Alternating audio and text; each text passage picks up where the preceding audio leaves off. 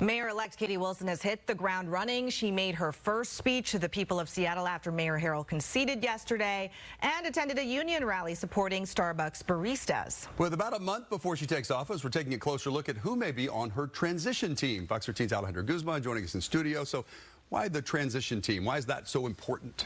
I mean, look at it this way. Everyone knows that when you're the mayor of the city of Seattle, you're the face. But at the end of the day, why people at home should care about this is because those are the people that she surrounds herself with that are going to help impact and influence her policies. Now, David, Hannah, I've been making calls all day trying to figure out exactly who may be, trying to get close to the source. And while I don't want to spoil or steal the mayor-elect Katie Wilson's thunder, we do want to know who is going to be helping shape her incoming administration. And let's just say that there are a lot of names floating around, some familiar faces, and they come from all backgrounds.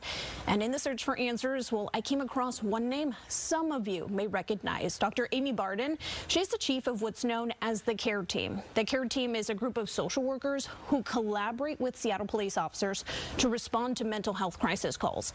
Barden confirmed that she and Wilson spoke before Wilson formally launched her campaign, and she says that Wilson has been very supportive of her and her ideas, but she says that she has no intention of leaving her chief role.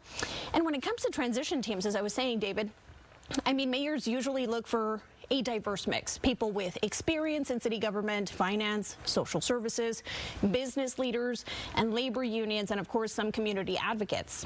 The goal here is simple: help Wilson deliver on her campaign promises and set top priorities and map out her day one actions.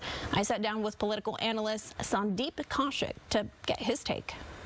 New administration coming from the different side of the political divide.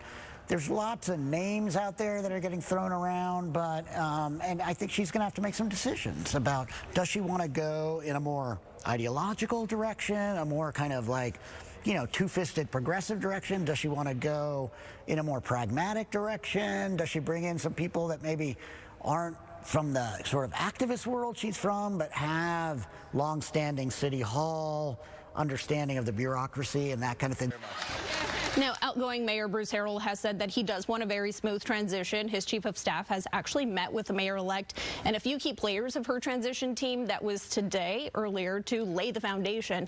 And over the next few weeks, guys, we can expect policy operations. They're going to hand over some of the key issues that her administration is going to face so that she's ready for those first 100 days. Yeah, and as you know, she is the first elected socialist in modern history, right?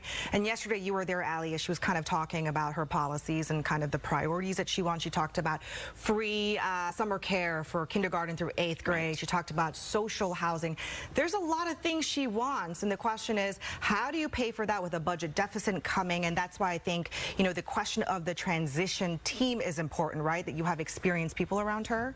Yes, so these are going to be key players, but at the end of the day, Hannah, we want to look at the people who are not only going to be looking at her transition, but who are going to be key players in potentially her own administration. Who's going to be deputy mayor? Because right now her main goal, her window is very narrow to try and look at how the city is spending its money and then try to reallocate it or figure out what her priorities are going to be. So these are the people that we're going to have to keep a close eye on, and we are expecting more information at least next week. So it's interesting you mentioned Amy Barden, because during the debate, Katie Wilson told me she does not like the way the CARES program operates. She thinks they're just spreading people around. She wants to go to a different program where they have nonprofits that partner with the city. So it'll be interesting to see what Barden has to say about this going forward when the mayor-elect makes her decision.